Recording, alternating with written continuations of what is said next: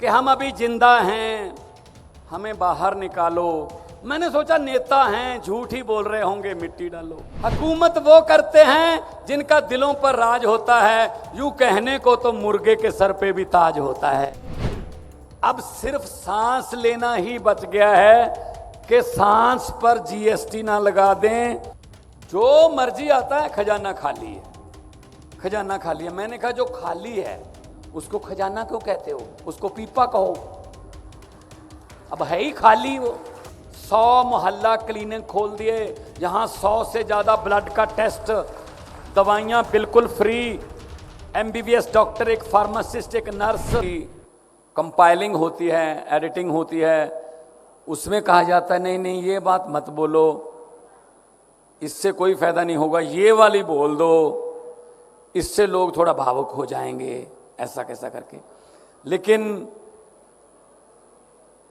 आम आदमी पार्टी वाले जिस मिट्टी से बने हैं वो मिट्टी और है।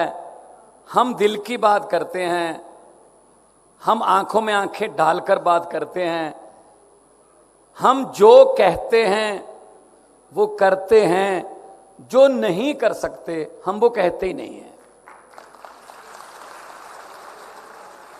इसकी मैं एक उदाहरण दे देता हूं।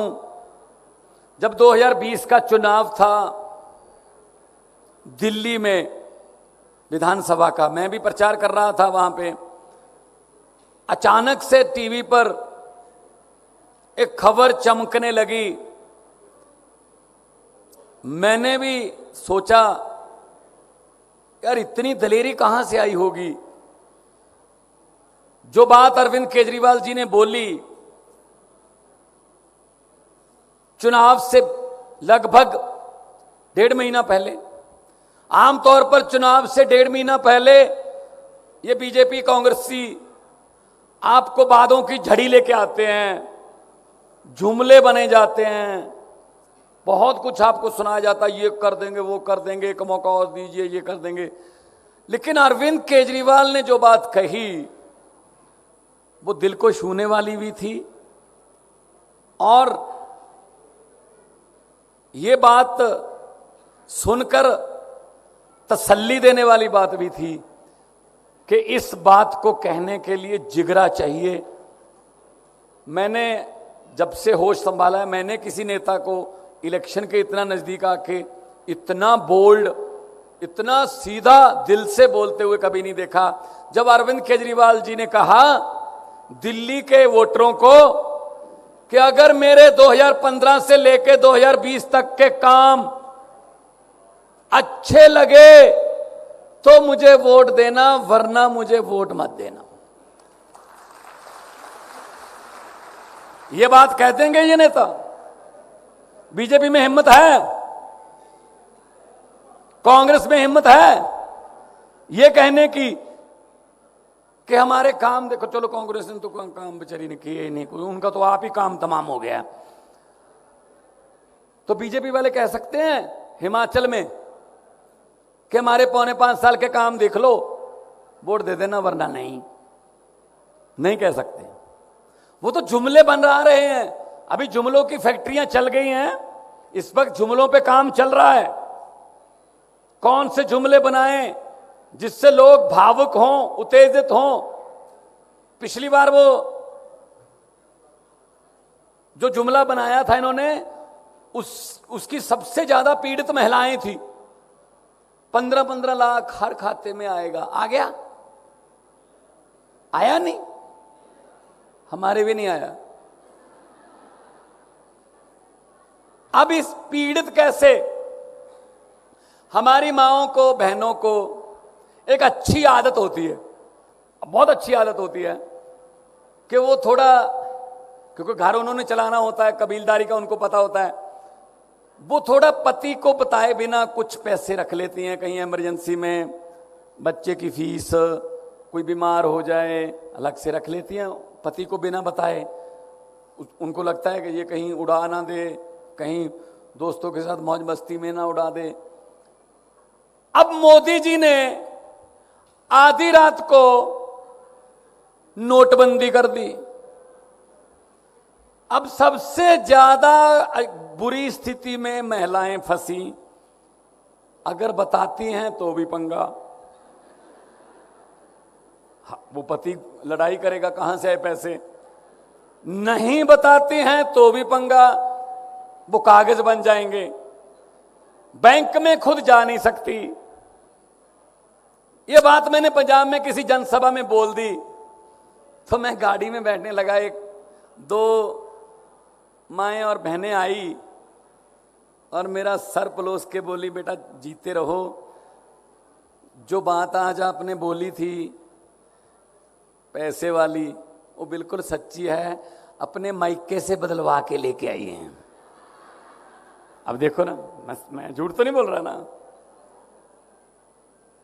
क्योंकि महिला को पता है चूल्हा कैसे चलेगा। महंगाई की सबसे बुरी मार कौन झेलती है? महिला। आपको पता है ना रसोई कैसे चलेगी, आपको पता है ना सिलेंडर कितने का है, आपको पता है ना नमक मिर्च की कीमत क्या है, क्योंकि आपने चूल्हा चलाना है। लेकिन उधर से तो ऑर्डर ही आने हैं सरकारों की तरफ से, आज के बाद सिलेंडर इतना महंगा, आज के बाद दही पर लगेगा जीएसटी, आज के बाद घी पर, लस्सी पर। अब सिर्फ सांस लेना ही बच गया है कि सांस पर जीएसटी ना लगा दें कि अगर सांस लोगे तो इतने।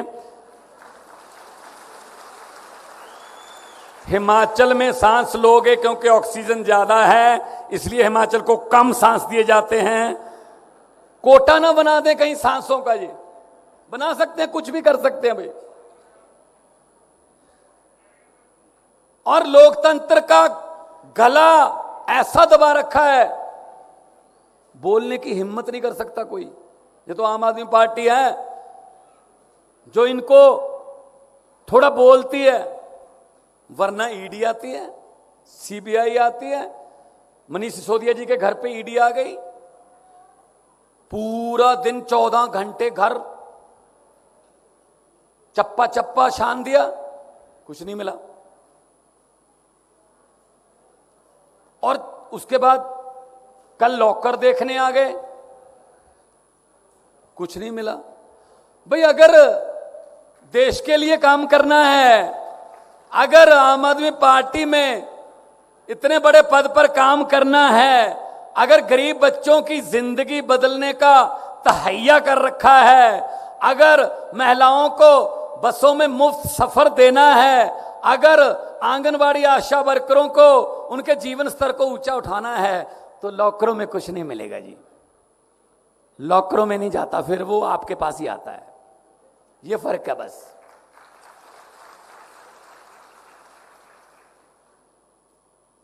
गुरु नानक साहब ने कहा था, सो क्यों मंदा आखिए जित जम्मे राजान।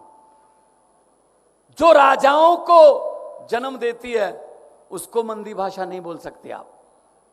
एती मार पई कुरलाने तय की दर्द ना आया, बाबर को बोला था उस वक्त गुरु नानक साहब ने। तो हम उनके वंशज हैं। हमारे गुरुओं ने महिलाओं के पक्ष में, इंसाफ के पक्ष में, जुर्म के खिलाफ आवाजें उठाई हैं। ये कांगड़ा कभी पंजाब का हिस्सा होता था, हिमाचल हमारा छोटा भाई है। हमने लड़ना नहीं है, हमने सबने तरक्की करनी है। लेकिन जो ये बैठे हैं वो कुंडली मार के खजाने पर, उनके अपने बेटे बेटियों के लिए खजाना कभी भी खाली नहीं होता। कुछ जनता को देना हो, खजाना खाली है। जो मर्जी आता है खजाना खाली है, खजाना खाली है। मैंने कहा जो खाली है उसको खजाना क्यों कहते हो, उसको पीपा कहो। अब है ही खाली वो। खजाना तो वो होता ना कुछ हो उसमें, खाली को खजाना क्यों कहते हो। ये खजाने भर सकते हैं जी, नीयत साफ हो। ये खजाने भर सकते हैं ईमानदारी की सरकार हो। पंजाब में अभी 6 महीने 16 तारीख को होंगे जी, 5.5 महीने हुए हैं सरकार बने हुए। 16 मार्च को मैंने मुख्यमंत्री की शपथ ली थी। सिर्फ 5.5 महीने में हमने 100 मोहल्ला क्लिनिक खोल दिए।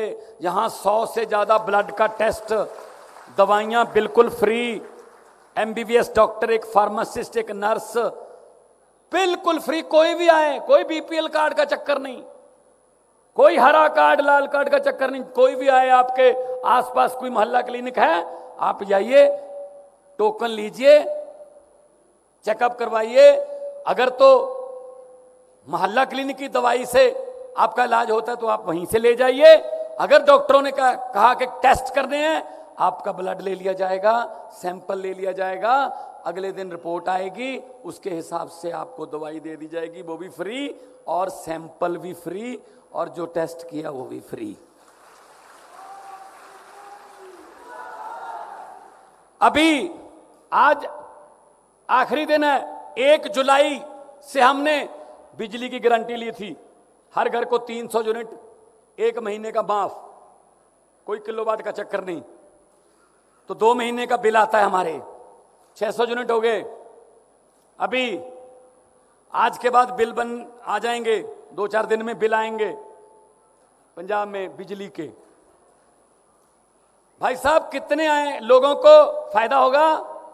1 जुलाई को हमने वो गारंटी पूरी कर दी थी जो अरविंद केजरीवाल जी ने गारंटी दी थी। 74 लाख मीटर हैं हमारे पंजाब में, 74 लाख। 74 लाख में से 51 लाख मीटरों का बिल, घरों का बिल जीरो आएगा जी। अभी 2-4 दिन में पता चलेगा। तो पहले वाले कहते थे खजाना खाली है, हमने 6 महीने में कैसे भर लिया खजाना? हमने भ्रष्टाचारियों पर नकेल कस दी, हमने करप्शन बंद कर दी, हेल्पलाइन दे दी, एक नंबर जारी कर दिया। कोई भी आपसे अफसर, कोई तहसील में, कोई बाबू, कोई थाने में पुलिस वाला पैसे मांगता है, मना मत करना, जेब में हाथ डालना, मोबाइल निकाल लेना, वीडियो बना के हमें इस नंबर पे भेज देना, बाकी काम हमारा।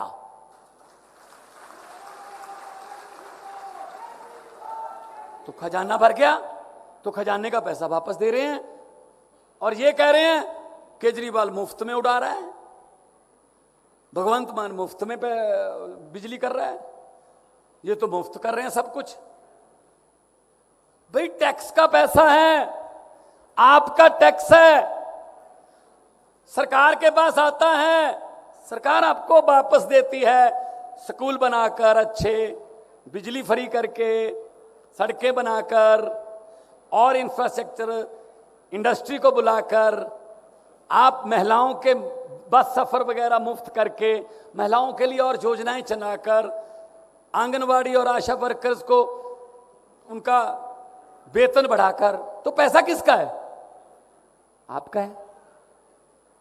टैक्स देते हैं आप।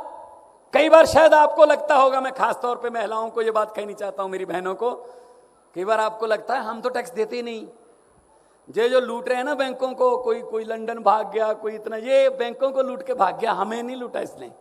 अरे भाई आप थोड़ा सा नीचे तो आओ, हम ही लूट रहे हैं। कौन कहता है आप टैक्स नहीं देते? सुबह सुबह जगते हैं, नींद से जगते हैं, सबसे पहले अगर गैस सिलेंडर है तो लाइटर, अगर चूल्हा है तो माचिस। जैसे ही लाइटर से आपने चूल्हा जलाया या माचिस से आपने लकड़ी जलाई, टैक्स शुरू। गैस पे टैक्स है, माचिस लेने जाओगे टैक्स है, उसमें चाय बना रहे हो पत्ती डालोगे टैक्स है, उसमें चीनी डालोगे टैक्स है, उसमें दूध डालोगे टैक्स है, उसके बाद टीवी चलाओगे टैक्स है, मोटरसाइकिल स्टार्ट करोगे टैक्स है पेट्रोल पे, ऑफिस जाके घर फोन कर दोगे कि मैं ठीक पहुंच गया, मोबाइल से फोन करोगे टैक्स है, घर आ गए, खाना पीना खाया, और उसके बाद रात को सोते हुए थोड़ा सुख की सांस ली, चलो लाइट बंद कर दो, अब टैक्स नहीं है। नो नो नो नो, आप गलतफहमी हो, ऊपर पंखा चल रहा है जी, टैक्स है। अगर सर्दी है तो हीटर चल रहा है, टैक्स है। हम तो सोते हुए भी टैक्स दे रहे हैं। कौन कहता हम टैक्स नहीं देते? हमारे से ज्यादा कौन देशभक्त हो सकता है जो टैक्स देते हैं फिर भी सरकार की जबरदस्तियां बर्दाश्त करते हैं, और सरकार अपने मित्रों के करोड़ों के लोन माफ कर देती है। तो इन बातों को ध्यान में रखना है कि हमने, देखो मैं तो ये कहता हूं, आप लोग राजनीतिक रैलियों में बहुत कम आती हो। आज तो स्पेशली आपके लिए प्रोग्राम रखा हुआ है आगे, लेकिन जाया करो, सुनो सबकी, करो मन की। उनकी रैलियों में भी जाना, जाया करो, बाहर निकलो। अगर आपके बिना घर नहीं चल सकते तो आपके बिना देश भी नहीं चल सकता।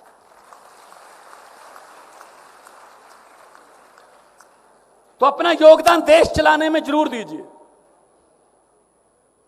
जरूरी थोड़ी है कि पति ने कह दिया इसको वोट देना है उसी को देना है। क्यों भाई, मुझे ये पार्टी अच्छी नहीं लगती, मैं तो इनको वोट दूंगी, इनके प्रोग्राम ये हैं, इनके मुद्दे ये हैं, इन्होंने ये लिख के दिया है, इन्होंने ये गारंटी दी है। तो क्यों नहीं ऐसे हो सकता भी? बल्कि जब आपने कहा ना कोई बात नहीं, आप उनको वोट दे के देखना, वो भी आपके पीछे आ जाएगा।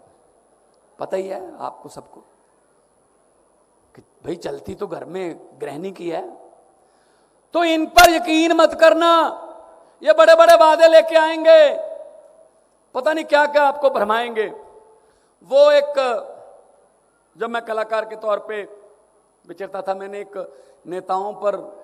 नेताओं के झूठ पर एक बहुत बड़ा व्यंग किया था कि नेताओं की झूठ बोलने की आदत को लोगों ने कितना अपना लिया है कि नेता हैं झूठ ही बोलते होंगे।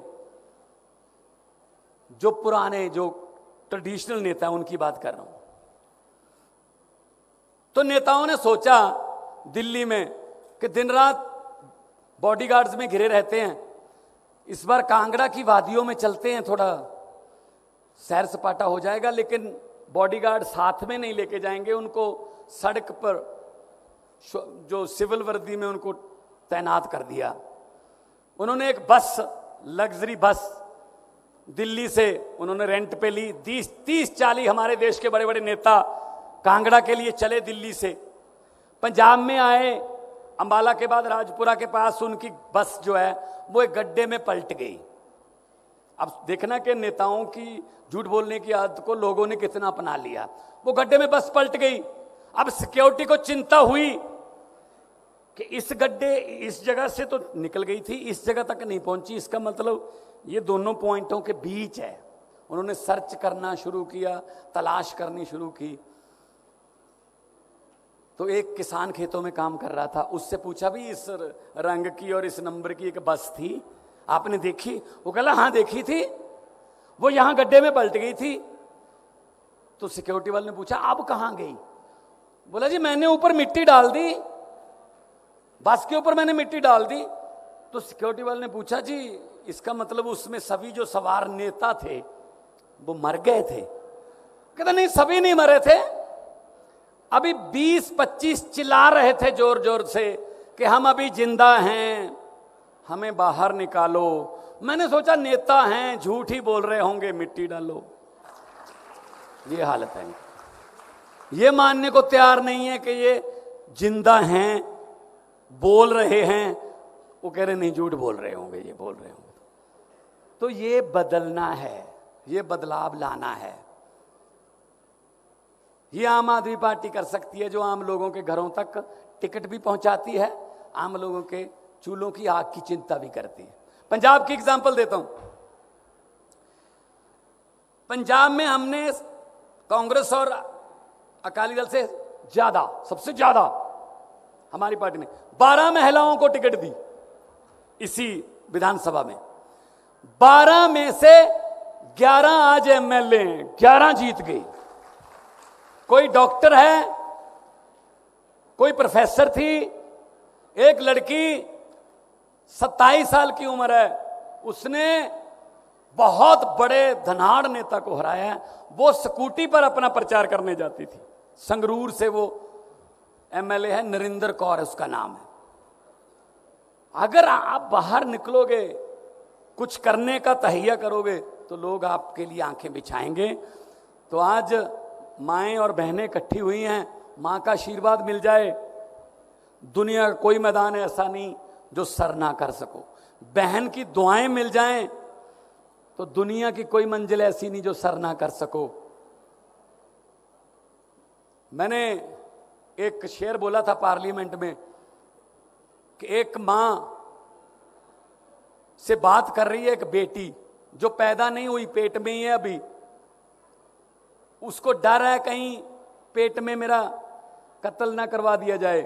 वो बेटी कह रही है, आजा बैठ नी माए गल्ला करिए काम दियां, आजा बैठ नी माए गल्ला करिए काम दियां, राजगुरु सुखदेव भगत सिंह मावा ही ने जम दियां, की पता है मैं जम देवां कोई अगमड़ा मर्द नहीं माए, कुख दे विच ना कतल कराई यही मेरी अर्ज नहीं माए।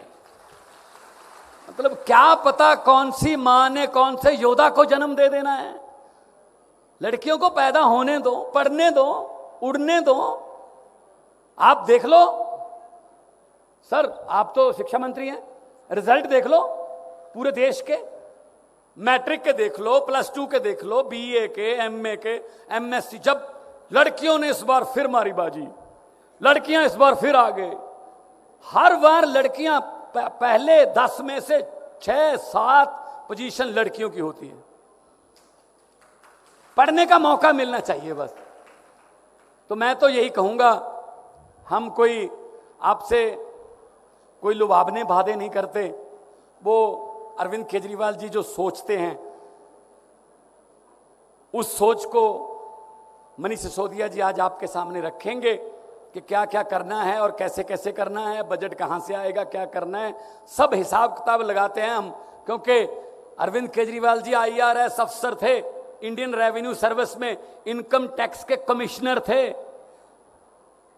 मनीष जी बहुत बड़े पत्रकार थे टीवी के, मैं कलाकार था। हमारे में कोई डॉक्टर है, कोई वकील है, हर समाज से लोग हमारे पास आते हैं, हमने भी आना है जी आगे। मैं कल की बात बताऊं, कल मैं एक स्कूल में चला गया पंजाब में, अचानक स्कूल में चला गया। मैं सीनियर सेकेंडरी स्कूल था, 10वीं क्लास में मैं अंदर गया, मेरे साथ प्रिंसिपल सब थे। तो मैंने एक बच्ची से पूछा क्या बनोगे बेटा? बोली मैं पुलिस में जाऊंगी। एक लड़के से पूछा तुम क्या बनोगे? बोला मैं डॉक्टर बनूंगा। तीसरे से पूछा, वो कहला जी मैं तो अफसर बनूंगा। एक लड़के से पूछा क्या बनोगे? कहता जी पंजाब का CM बनूंगा। मैंने कहा यार बड़ा कॉन्फिडेंस है।